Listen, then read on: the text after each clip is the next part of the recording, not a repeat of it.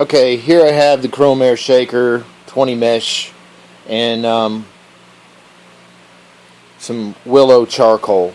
What I want to do in here is demonstrate how I use the shaker to separate my charcoal into different mesh sizes.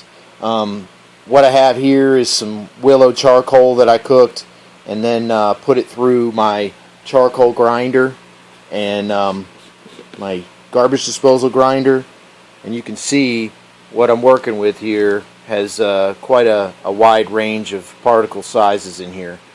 So straight out of the grinder, that's what it looks like. If you want to go to a ball mill with that, go for it.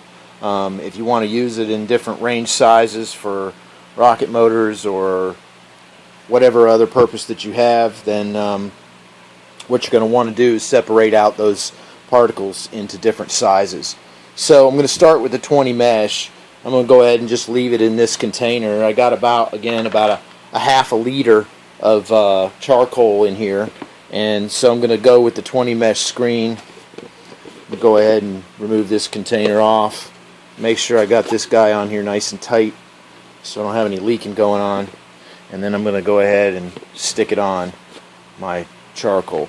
Now you're going to see that nice and tight here. I'm going to just turn it over and I'm going to start shaking, and you can watch for a minute. I'll let it settle. You can see that it starts to pretty much cloud up. So at this point it's just a matter of shake, spin, shake.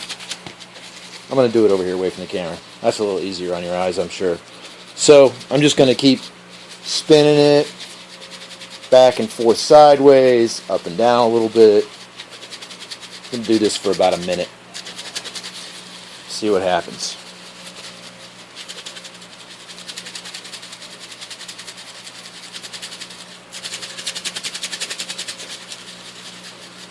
I have no idea what kind of volume of the grind I'm going to have out of this, but we'll see what we get. I don't know if I'm going to be able to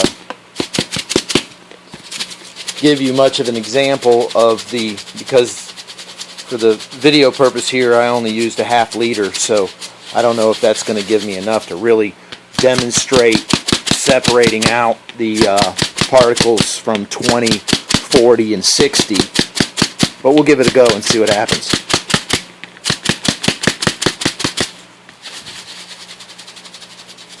So I don't know how long that's been. It's been close to a minute. One of the key important things to this now is that when I'm shaking this up and I get finished with it, got to be patient and let it settle in the jar. One of my main focuses here is that I'm really trying to keep a safe, clean environment. I'm trying to cut down on dust. I'm trying to cut down on cleaning and work surface and myself and breathing the stuff. So I just want to let this settle down. So I think at this point probably pretty good. Maybe not. I'm going to let that sit and settle for a minute. Bear with me here. I really don't want to turn the camera off because I really want this to be shown in real time so you can see what I'm actually accomplishing here. So we'll just give that another few seconds. While I'm waiting for that to settle, I can go ahead and prepare for my next screen size. So I've got my 60 and I've got my 40. I'm going to do these in consecutive order. So I started with the 20, I'm going to move to the 40. And I know that the volume that I started with was a half liter. I'm going to assume that at least half of that was larger particles, if not more. So there's going to be less in there. So I'm going to go ahead and step on down to my half liter container for my 40 mesh separation. So I'm going to make sure I get that on nice and tight on here and get that ready to go. And might as well go ahead and do the same thing for the 60 since we're just waiting around. Get my 60 mesh, put a container on here. Again, I'm going to use the smaller half liter containers. So I got my 40 and my 60 ready. Here it's been, I don't know, about a minute or less. since it's been settling, and you can see here, you can actually see through the jar now and see what's in the bottom here, and see that there's maybe you can, maybe you can't, what's in the top. So I'm going to go ahead and separate this. I'm going to do it over this paper. I want to make sure if something does fall, you can see it. Okay, go ahead and screw that baby off. Alright, so now I'm going to set my 20 mesh aside, and you can see I could have waited a minute more. There's a little dust coming off of there, but I now have a nice 20 mesh and smaller mix in this jar. And since I'm going to the next consecutive is 40, I'm going to go ahead and put that cap on there. Screw that shaker down. Make sure it's nice and tight. And go from there. Same thing. Now you can really see how much is in the bottom there. And it's not a whole lot. So I'm going to go ahead and shake this down. Now, so once I do this, you'll know that anything left in this upper chamber here is a minus 20 plus 40, and everything down here is going to be minus 40. I'm going to let that settle, set that down there, let that do its thing.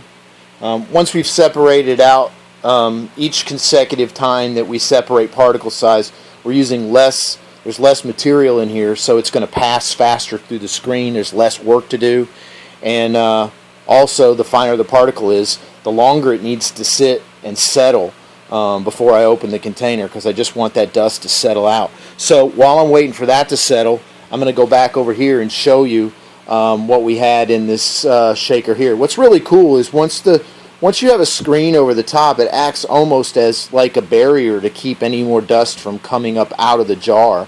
So even with this screen on here, if there were some dust in there, it's going to kind of hang out in the jar.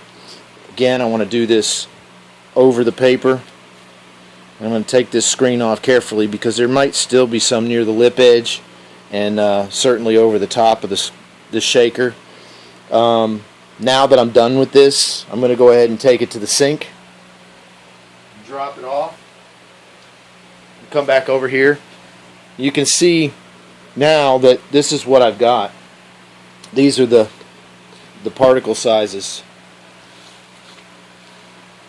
of the larger charcoal that was left, and there's actually quite a bit. So the efficiency of my grinder is not the best. This was only run through the grinder one time. I could run it through a couple more times if I wanted to, and grind it up and get it a little more fine. And in fact, that might be what I do. I might dig out of the main barrel and just get it and screen out what I need to use at any given time, and then keep saving this up, and then run it back through one or two more times in the garbage disposal grinder and get it down to smaller particle size. Or I'll use it just as it is in the ball mill. So I'll put a lid on that and save that for later. I'll label that up. And since then, my shaker has settled, and I'm looking at it. I can see through that some of it's still hanging out on the side of the jar up here. I really don't want to open that up and have that, so unfortunately I'm going to have that flying around some more. Not going to have it settled yet here, so bear with me. I know this is a long video. Alright, I'm going to go ahead and crack this open. I say. It's a tough one. I put it on there a little tight.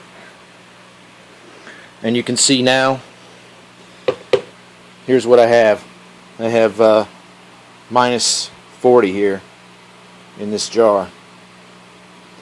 So I'm going to call that 40 mesh and put a lid on it. And then I'm going to come back over here. I've got my 40 mesh screen. Take it off of this jar. And I'm going to take this over to the sink because I'm done with that.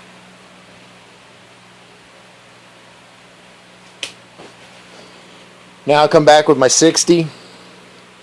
I'm going to put it on. You can see I'm not going to use the 60 right now because for this demonstration I was really just trying to show my process.